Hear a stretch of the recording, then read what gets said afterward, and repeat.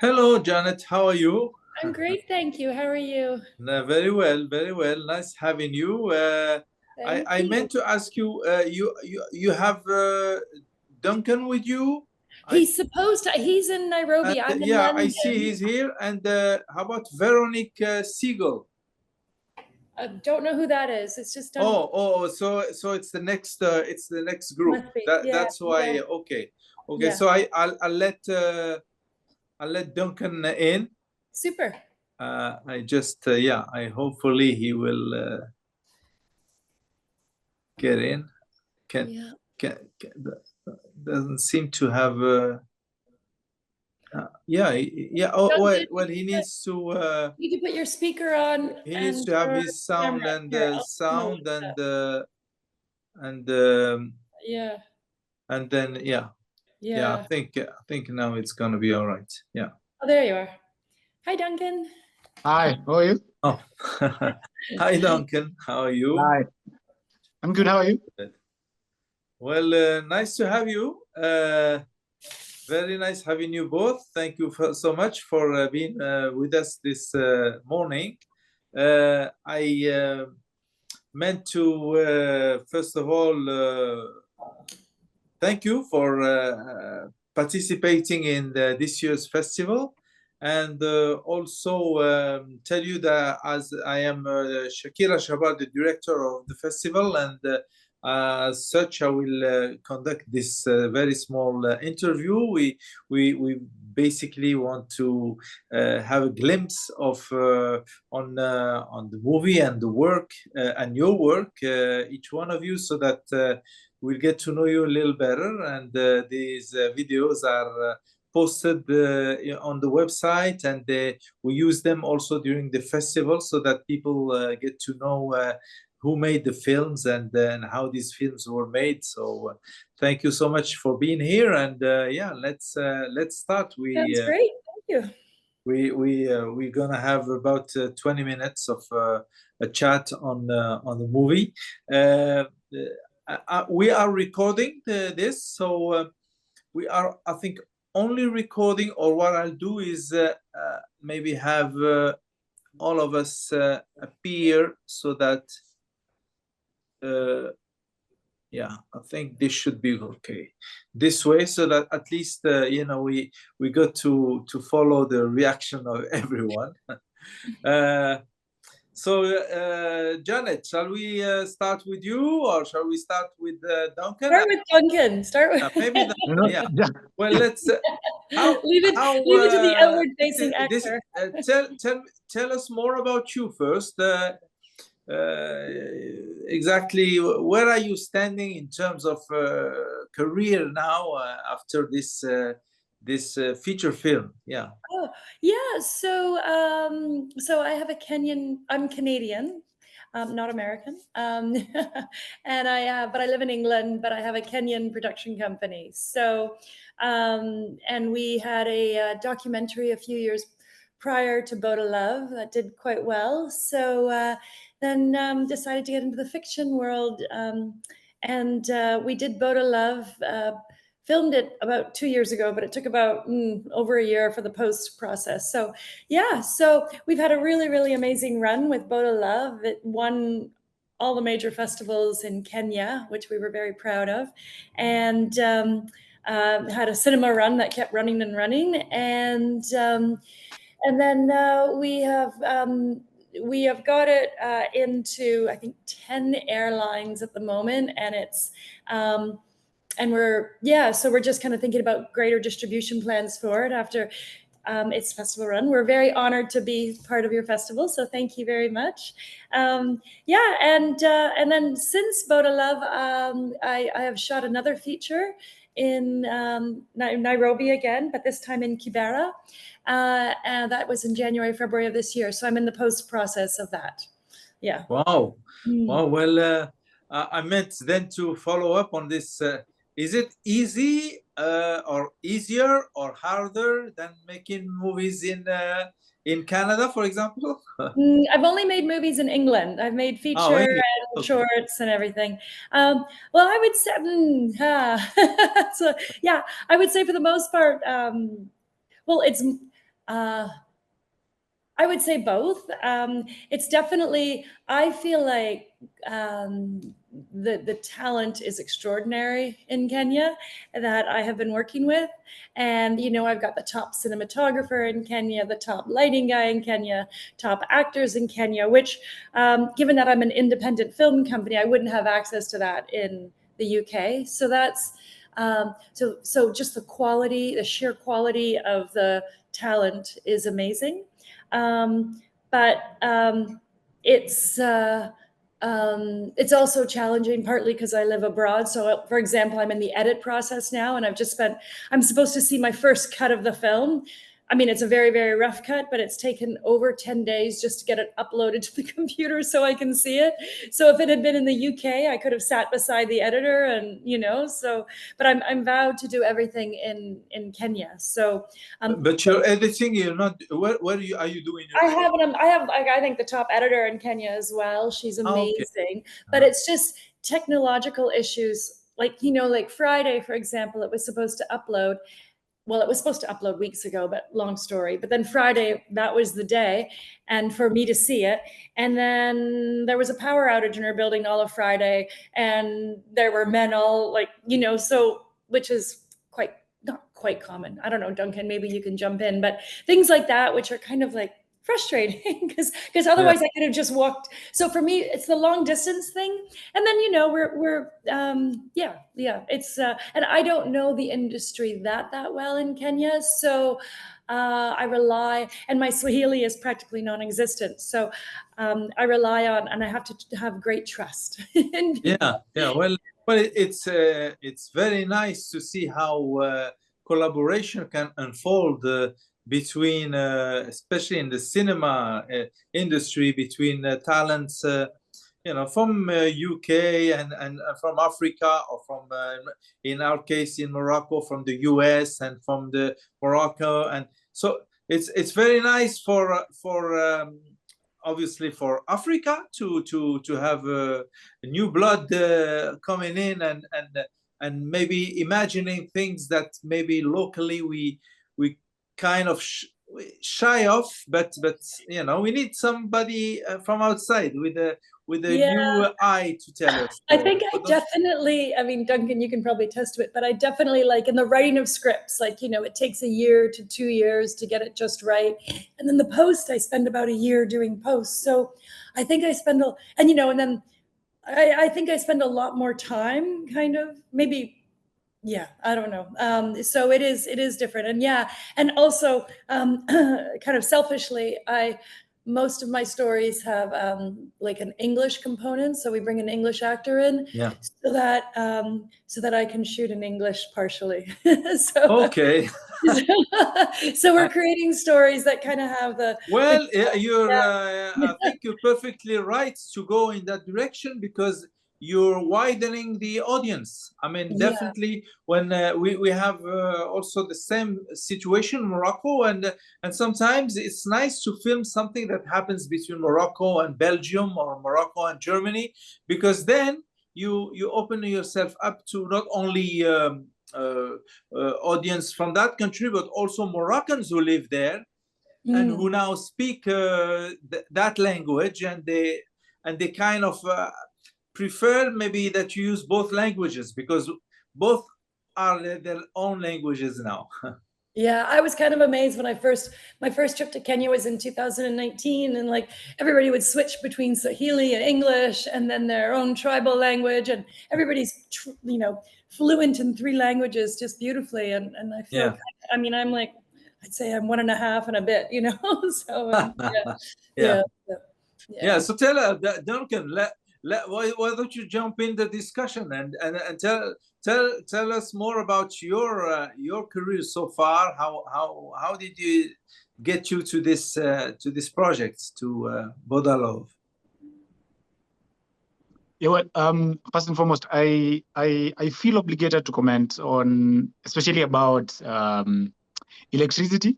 Yes, correct. It's true. We have that perennial problem, blackouts here and there. So it can be, for example, at the moment I'm working on a project with a couple of friends, and then it becomes very hard to maybe you're uploading it and then there's a blackout, or maybe you're in edits and then, that happens. Now you have to sort of, start over again.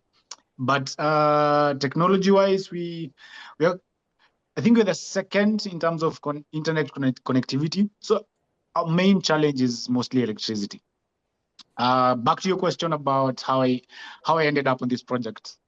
So initially at that period of time, just before the audition, I was shooting another movie on which I got an ankle fracture, and I stayed home for 4 months with a cast on. And then, so one time I see this call out for the audition, and I just decided, let me just apply. So I applied. I got a call in to go and audition. I remember I was limping in the first audition, and I was very, because now when you're told Boda love, everyone understands a Boda is a motorcycle, Yeah. in local slang. And so having that in mind, and it's supposed to be dramatic, then of course you're going to have to kick when you're starting it. It's not a key. You're not using a key. A key can work, but it's not dramatic. So you want the kick effect. And I remember when I got the call for the second callback, I at that point in time, my fracture was worse. It was worse. And when I auditioned, I know this, by the way, I thought he just had a sore foot. So yeah, and then when I went back home, actually I left the audition and I went straight to hospital for a check, and I got a cast on again. And I remember my doctor telling me, if you don't take a break, you might end up limping for life. And that was such a crusher for me. And I remember I knew at that point in time, I was like, yeah, there's no way I'm going to do this particular movie. And then heavens opened up and I got the chance to work on the movie. Janet was kind enough to get me, because I remember I told her, I was open about it from the word go. And then, because I knew if I say this, then that's it. But I opted to be honest. And that actually worked out for me, because I had a stunt double on set to do mainly the heavy lifting in terms of the physicality of the role. Yeah, but it was fun. It was a fun project for me. I loved it. Even working with, because I've worked on projects with just Kenyans, but then I had a foreigner for Gria who was absolutely amazing in that character, in the role rather. So that was quite, I got to stretch my creativity, because then I was able to use English, I was able to use Swahili in the movie, and that just came out beautifully. Yeah. Well, as a matter of fact, if we can talk a little bit about the movie is very, very interesting. It's a romantic comedy, and at the same time, it's got this Far West kind of African Far West kind of atmosphere, with the Boda being like the horse of this time, and how it is useful for anything you would need to do in the part of the country where you were when you were doing telling this story.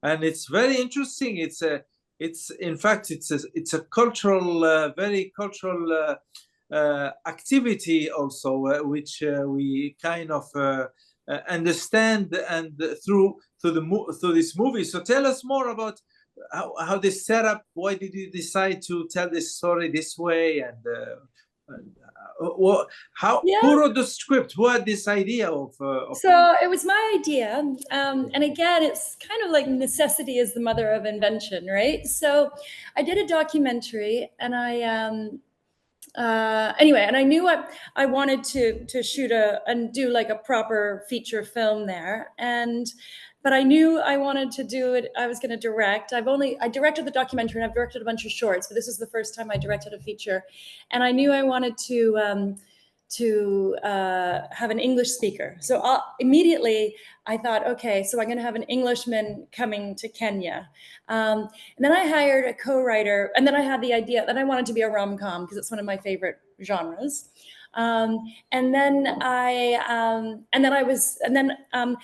do you remember Tinder Swindler? Do you remember that? Did you see that show? No, I didn't see it. No, it was really big during the pandemic. It was one of the ones that was really big. Yeah. Anyway, and I remember it always stuck with me about scams abroad, and so I was trying to, and I really this sounds kind of funny, but I really wanted a Kenyan rescuing a Brit, you know, like kind of turn it on its head, as opposed to, you know, like a Brit going in and getting a water power station to a village, kind of. So I had those parameters, and then and so I kind of mixed them together. I hired a co-writer because I really wanted obviously I wanted it to be Kenyan and English and a British sensibility, because we're merging the two cultures. So a lovely co-writer, Grace Irungu, who I adore. And so she and I just, so I had this idea, and I had like about a page, and we just kind of kept developing it. And anyway, and so yeah. And then I had this brain, and then I thought, well, if she's being scammed, well, I don't want to give anything away in the movie, but there's some little, like, it's nice, I think. Yeah. So, yeah. So it was, that's pretty much, it sounds, yeah, my next movie, I have a lot better origin story, but this one really was trying to figure out, what do I love and how do I make, and, you know, and I kind of wanted to make a love letter to Kenya, because Kenya's been really nice to me, and I love Kenya. Yeah. So, yeah.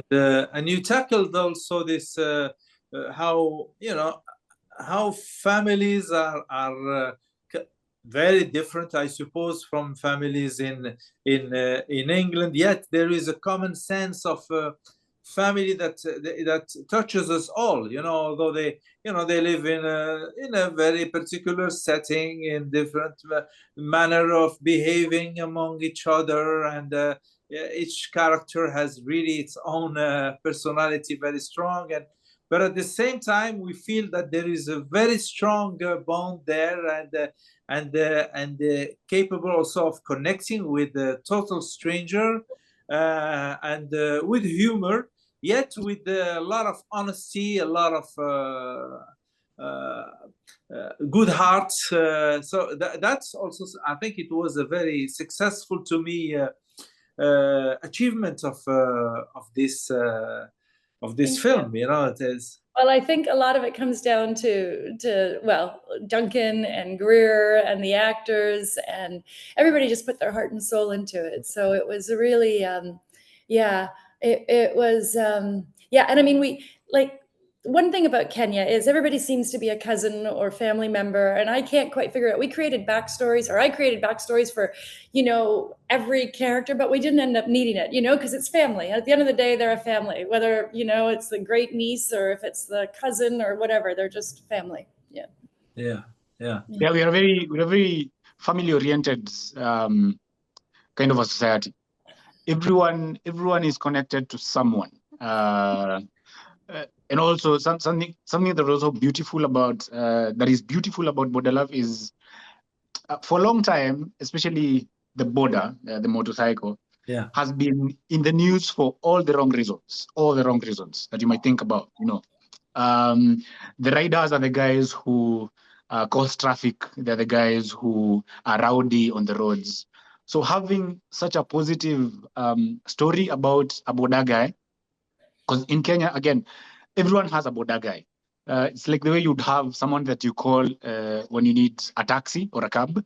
So in Kenya, a Boda is very common. Everyone has a Boda guy. So the story is very beautiful, such that it uplifts the Boda lifestyle in a whole different way, as opposed to what has been used or what people have been used to. So there's a beauty in that, and also the rawness of the story. Yeah. That was just beautiful, a beautiful story. Yeah, I agree, and it makes it so original, you know, to see how love can unfold in this setting with this kind of characters, and yet we believe it because it's really very honest, very. It's very well done, and I need to congratulate you for Thank you. succeeding in that aspect. But, Thank but- you. Yeah, no, we're very pleased with it. But it was, yeah, I mean, and we spent a lot of time like that night. I don't want to give plot points away, but we had a lot of interesting sets and interesting moments. And yeah, no, it was an amazing crew as well. Like I was very blessed, very lucky. Yeah. Right. Yeah. Well, Well, and I suppose you were so happy with the project that you decided to make a second feature right after the first one. Or yeah, I don't know. Yeah, it was the who's second the producer, by the way? Are you So producing? I am, yeah. Yeah, you are the producer also. Yeah, Okay. well, this one I produced. I had a producing So partner on Boda. it's nice when you call the shots yourself. I mean, Well, it is. It's very. I mean, it's scary, but yeah. But when you're having, producing, writing, directing, kind of, it does kind of. Yeah. On this one, I had my co-producing partner Nina, a German lady. But yeah, no. And then so the next film I'm doing is a thriller in Kibera, which is a developing area. So it's a very different vibe. And Duncan has a cameo in that. So. Yeah. When I find good actors, I want to keep using them and keep using them. uh-huh. Yeah. That's great. That's great. Yeah. How do you see the challenges of developing African cinema as with your experience now, and what would you say would be the priorities so that African cinema can emerge also stronger and stronger?